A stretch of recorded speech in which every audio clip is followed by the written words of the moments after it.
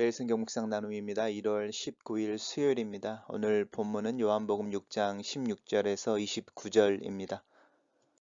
본문을 읽습니다. 저물매 제자들이 바다에 내려가서 배를 타고 바다를 건너 가버나움으로 가는데 이미 어두웠고 예수는 아직 그들에게 오시지 아니하였더니 큰 바람이 불어 파도가 일어나더라. 제자들이 노를 저어 십리쯤 가다가 예수께서 바다 위로 걸어 배에 가까이 오심을 보고 두려워하거늘 이르시되 내니 두려워하지 말라 하신대 이에 기뻐서 배로 영접하니 배는 곧 그들이 가려던 땅에 이르렀더라.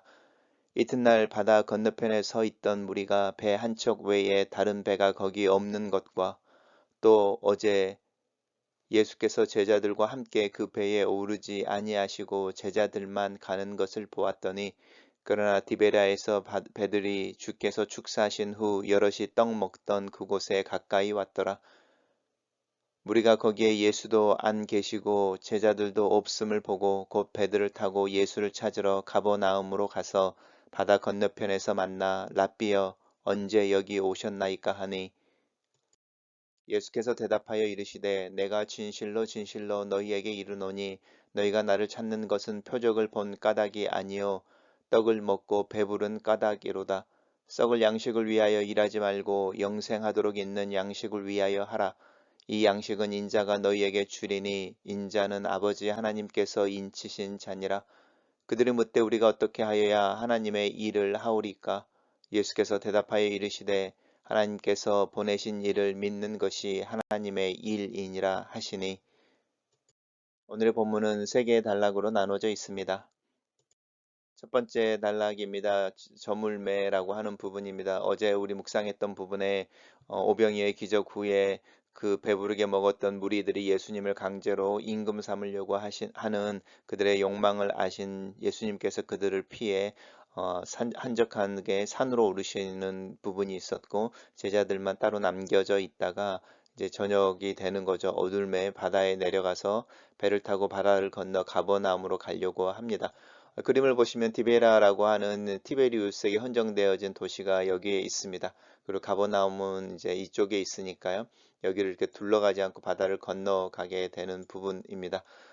이렇게 갔을 때에 큰 바람이 불어 파도가 일어나더라. 제자들이 노를 저어 십리쯤이니까 한 4km쯤 가다가 예수께서 바다 위로 걸어오심에 바다 가까이 옴을 보고 두려워하여 이르되 나니 두려워하지 말라 하신대 그들이 기뻐서 배로 영접했다. 그리고 곧 그 배가 가려던 땅에 이르렀다.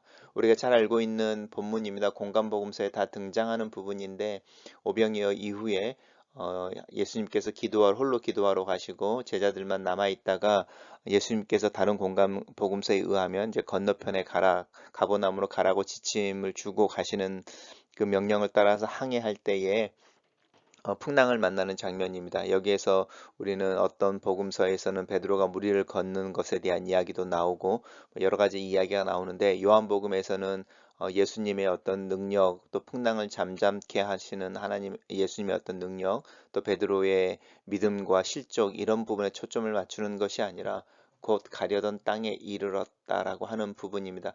그래서 풍랑에 대한 이야기를 하고 있는데 이제 제자들이 그 풍랑 때문에 죽게 되어졌다 막 이런 이야기도 사실은 없고요. 예수님이 바다 위로 걸어오셨다라는 것을 담담하게 그냥 이야기하고 있고 기뻐서 배로 영접했다라는 반응에 대해서 이야기하고 있고 그렇지만 강조는 배가 곧 그들이 가려던 땅에 이르렀다라고 말하면서 예수님이 제자들과 함께 있을 때에 그 제자들이 타고 있던 그 배가 가버나움에 도달했다라고 하는 부분에 초점을 맞추고 있는 것처럼 보입니다. 단락을 요약해 보겠습니다. 밤에 제자들이 갈릴리 바다를 건너 가버나움으로 가는데 풍랑이 일고 예수께서 바다 위로 걸어오시자 제자들이 배에 영접하고 배는 곧 그들이 가려는 땅에 이른다 이렇게 요약했습니다. 이튿날입니다. 이튿날은 밤에 이제 예수님께서 제자들과 함께 가버나움으로 가시고 그 다음 날인데 이 디베라 바닷가에 있었던 무리가 배 한 척 외에 다른 배가 없었다. 이 말은 예수님께서 가버나움에서 디베라 바닷가 쪽으로 건너오실 때 배 두 척을 사용하신 것 같은데 한 척은 남아 있고 다른 한 척이 없어서 그리고 이제 없었다라는 것과 분명히 예수님께서 제자들과 함께 그 배에 오르지 아니하고 제자들만 가는 것을 보았다라고 말하는 그들이 관찰하고 또 경험했던 그 현실에 대한 이야기를 하고 있습니다. 그렇지만 그곳에 예수님도 안 계시는 거죠. 그래서 이제 우리가 거기 예수가 안 계시고 제자들도 없음을 보고 그들이 배들을 타고 예수를 찾아 가버나움으로 와서 이제 가버나움에서 만나는 거죠. 바다 건너편에서 랍비에 언제 여기 오셨나이까라고 이렇게 묻는 부분입니다. 단락을 요약해 보겠습니다. 이튿날 바다 건너편에 서 있던 무리가 예수를 찾아 가버나움으로 와서 예수께서 거기 계신 것을 의아해 한다. 이렇게 정리해 봤습니다. 세 번째 단락입니다. 그렇게 언제 오셨습니까? 라고 말하는, 이렇게 물어보는 무리들에게 내가 어제 밤에 왔다. 이렇게 말씀하지 아니하시고, 그들이 왜 예수님을 찾는지에 대한 본질을, 이렇게 핵심을 찍습니다. 너희가 나를 찾는 것은 표적을 본 것이 아니고, 떡을 먹고 배부른 까닭이다라고 말하고 있습니다. 이 표적이라고 하는 것은 사인이라고 그랬죠. 사인이라고 하는 것은 우리가 운전을 하고 가다 볼 때 길가에 있는 사인 포스트들처럼 뭔가를 지칭하고 뭔가를 상징해서 뭘 의미하는지 본질을 가르치고 있는 것이죠. 뭐 우리가 이제 자주 하는 이야기로 이렇게 달을 가리키는 손가락이 표적이라고 한다면 그 달을 가리키는 손가락을 봐야 되는 것이 아니고 사실은 그 손가락이 가리키는 달을 봐야 되는 것이죠. 이제 이 부분인 거죠. 표적을 봤다라고 하는 것은 하나님이 그들과 뭐 이렇게 이스라엘 백성들의 필요에 민감하시다. 이제 이런 것들 찾는 것도 표적의 중요한 부분이고요.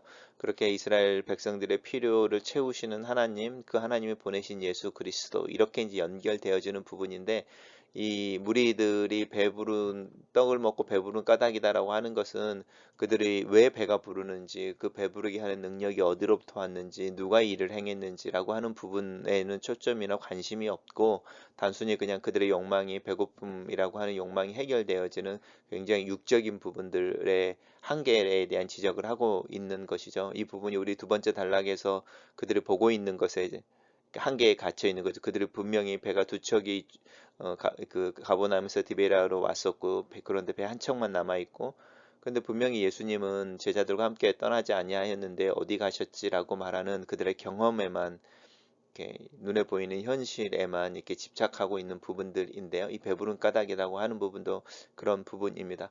그러면서 예수님께서 말씀하시는데 이 썩을 양식이라고 하는 것은 없어져 버리는 거죠.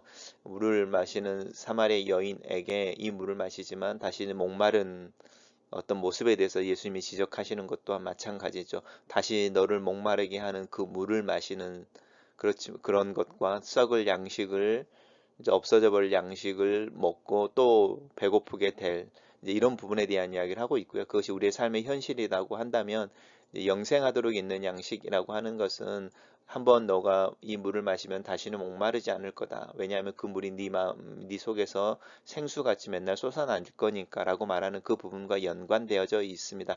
그러니까 영생하도록 있는 샘물, 영생하도록 있는 양식, 이것은 하나님이 주시는 것이고 예수 그리스도를 통해서 주시는 것이고 예수 그리스도 안에 있는 것이죠.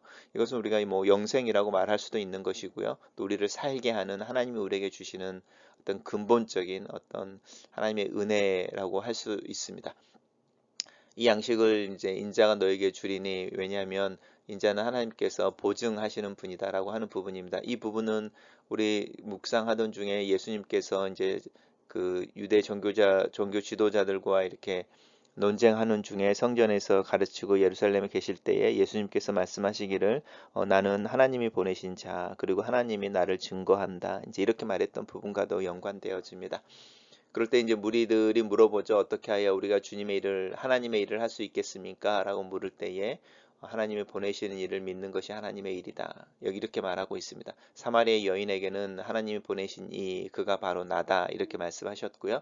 오늘 본문에서는 그 하나님이 보내신 일을 믿는 것이 하나님의 일이다라고 이야기하고 있습니다. 우리는 정말로 하나님의 일을 하고 있는지 좀 성찰해 보면 좋겠습니다. 단락을 요약하겠습니다. 예수께서 그들에게 대답하시길 썩을 양식을 위하여 일하지 말고 영생하도록 있는 양식을 위해 하고 하나님께서 보내신 일을 믿는 것이 하나님의 일이다라고 하신다. 이렇게 요약해 봤습니다. 첫 번째 묵상 나눔입니다. 예수께서 함께하지 않는 항해와 함께하시는 항해에 분명한 차이가 있다. 그것은 풍랑이 있고 없느냐의 문제라기보다는 목적지에 도달하는가 아니한가의 문제이다. 나의 삶의 항해에도 주님이 계신다. 내가 경험하는 풍랑을 향해 물 위를 걸어오시는 분이시다. 주님이 나와 함께 하실 때에 내 삶, 그 삶은 주님이 의도하신 곳에 안전하게 곧 도착하게 되는 것을 소망하는 아침이다. 두 번째 묵상 나눔입니다. 믿음에 대해 계속 고민하게 된다. 나는 왜 주님을 찾는 것일까? 왜 주님과 동행하기를 원하는 것일까? 그렇게 해서 얻는 것, 얻기를 원하는 것은 무엇일까? 내가 예상할 수 없는 방법으로 일하시는 주님 앞에서 나는 어떤 태도를 취해야 하는 것일까? 내 배부름과 내 욕구의 만족을 위해 주님을 찾고 있진 않는가? 예수 그리스도를 통해 드러난 하나님의 계시와 사랑, 하나님의 사랑에 대한 소망 때문일까? 내 믿음이 향하고 있는 것은 어디일까? 주님이 계신 곳일까? 세 번째 묵상 나눔입니다. 영생하도록 하는 양식은 영생하도록 솟아나는 샘물을 연상시킨다.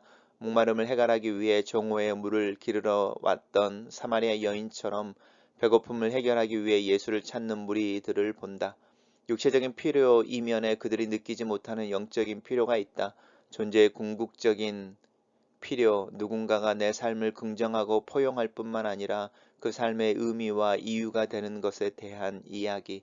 예수 그리스도께서 보이시는 하나님의 일은 나를 긍정하시는 은혜, 나로 온전히 나로 살게 하는 안전한 나라에 대한 이야기이다. 눈에 보이고 오감으로 느끼는 이 세상을 넉넉하게 이기게 하는 참된 힘은 보이지 않는 믿음으로 느끼는 하나님 나라에 대한 소망, 그리고 그 나라의 주인 되시는 하나님에 대한 신뢰에서 나온다. 하나님의 일을 하는 하루를 소망한다. 글로 쓰는 기도입니다. 살아계신 하나님, 내 믿음을 살펴봅니다. 내 믿음의 동기는 온전히 하나님을 더 알길 원하고 하나님을 더 신뢰하는 삶을 추구하는 것인지, 내 삶에 계시는 예수 그리스도께서 나로 하나님 나라에 들어감을 넉넉하게 해 주시기를 기도합니다. 주님과 동행하는 삶, 그 삶을 살도록 인도하여 주시옵소서. 오늘 하루 주님을 잘 믿는 하나님의 일을 하며 살게 하시옵소서. 예수 그리스도를 잘 믿는 신실하게 동행하는 신자로 오늘 하루를 살기를 원합니다. 예수님 이름으로 기도합니다. 아멘.